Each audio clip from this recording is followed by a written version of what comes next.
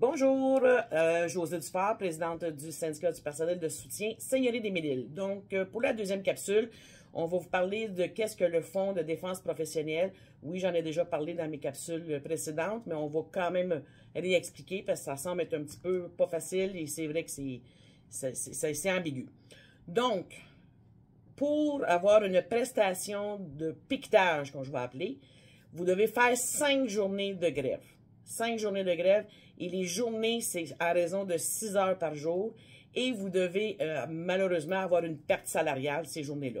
Donc, les personnes en pré-retraite, c'est déjà prévu, ils n'ont pas de perte salariale, donc c'est par conviction de venir se mobiliser par solidarité. Et sinon, ben, tous ceux qui sont en arrêt de travail, congé de maternité, ne sont pas touchés. Donc, c'est vraiment une perte salariale et 6 heures de piquetage, vous êtes qualifié. Pour recevoir la qualification des prestations, c'est 3 jours minimum de piquetage. Et à ce moment-là, il faut attendre qu'il y ait 5 jours de grève de fait. Ou s'il y a une entente avant les 5 jours de grève, vous allez recevoir les prestations de 315 puisque nos 3 jours auront été faits. Donc, c'est l'explication. Si on poursuit ces journées de grève-là pour une 6e, puis 7e, puis une 8e journée, on vient de refaire un autre 3 jours de qualification, ce qui fait qu'on est encore éligible à recevoir une prestation indépendamment de la date de fin de cette grève. Donc, par exemple, si on fait un 8 jours de grève totale, on va se faire rémunérer après le 5 jours et le 3e journée, les 3 autres journées, on va se faire rémunérer par la suite parce qu'il y aura probablement eu une entente. Donc, c'est un peu l'explication concernant le fonds. Là, vous allez me demander comment se fait-il qu'on doit faire 6 heures. Bien, c'est le comité de fonds de défense professionnel qui ont pris cette décision-là. Vous comprendrez que la santé, les cégeps et nous autres, l'éducation, faisons partie de ce fonds de défense professionnelle-là.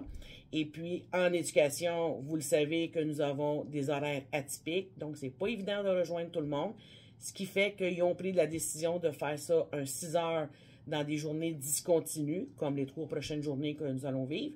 Et si, malheureusement, ça devient une grève générale et limitée, je ne le souhaite pas, bien à ce moment-là, ça va être des 4 heures par jour. Donc, c'est ça présentement, les règlements, et on se doit de les respecter. C'est pas le local qui décide. Donc, pour les télétravail. Le télétravail, oui, on sait que les enseignants vont le faire pendant que nous serons en grève et que nous aussi, nous allons en faire pour certains corps d'emploi. Je pense beaucoup au côté tout ce qui est administratif et l'adaptation scolaire, surtout les TES, qui vont être beaucoup ciblés pour faire du télétravail. On s'entend que vous devez faire les tâches qui vous concernent seulement. Vous ne faites pas le travail de quelqu'un d'autre. Et présentement, je maintiens ce point-là parce que le télétravail est présentement du côté de la Fédération devant tout l'ordre juridique. Donc, une décision, on espère avant le 24, mais tant qu'on n'a pas cette confirmation-là, on se doit de respecter, de faire le télétravail que notre employeur demande. Est-ce qu'on trouve ça normal? Non, mais voilà, c'est ce qu'ils veulent faire.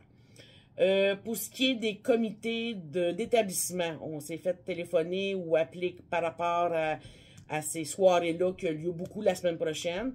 Moi, je veux juste vous dire qu'on est en grève à partir du 21 à minuit jusqu'au 23 à 23h59. Donc, tout ce qu'il y aura des comités d'établissement dans ces journées-là, ben, vous êtes en grève. Donc, ça va de soi que votre présence n'est pas requise, vous êtes en grève. Donc, j'espère d'avoir fait le tour de vos questionnements. S'il y en a d'autres, bien, gênez-vous pas de nous écrire ou de nous appeler. Vous pouvez nous écrire à csn.cssmi@cssmi.qc.ca ou de nous appeler au poste 21906. Ça va nous faire plaisir de vous rappeler. Vous comprendrez peut-être avoir des petits délais, vu qu'il y a beaucoup de questionnements, mais ça va nous faire plaisir. Donc, je vous souhaite une belle mobilisation, une grosse mobilisation. Solidarité, gang. Merci.